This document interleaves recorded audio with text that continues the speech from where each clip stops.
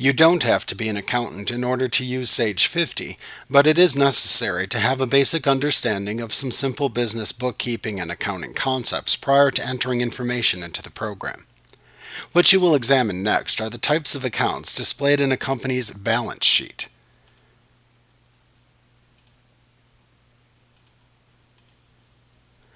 A balance sheet is a report that shows a company's financial health as of a given date.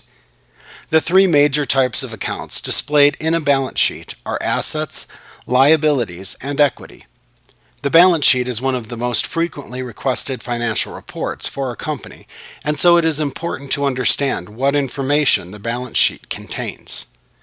So first, at the top of the balance sheet, you will see your assets. Assets are things of value that a company has on hand and what other people owe to it. More specifically, the money that people owe a company is called accounts receivable. It's often called AR for short as well. The other assets that are listed may include things such as checking account money, inventory, fixed assets such as vehicles or computers, as well as undeposited funds that have been received from customers.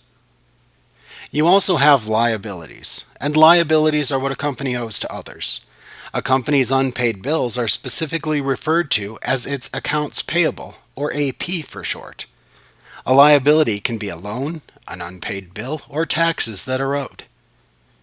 You also have equity, and equity is the difference between what a company has, all of its assets, and what it owes, all of its liabilities.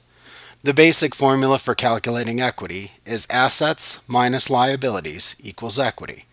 Equity is seen as representing the health of a business.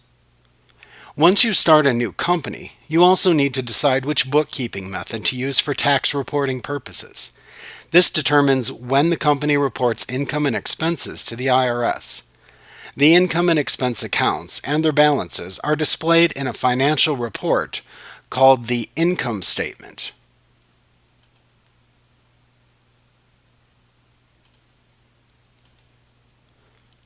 Now, the income statement report displays all income earned and expenses incurred over a selected time period. Please check with your tax advisor or the IRS before choosing a bookkeeping method for tax purposes. Now, the two most commonly used methods are cash and accrual. The cash method records income when money is actually received, and likewise records expenses when bills are actually paid.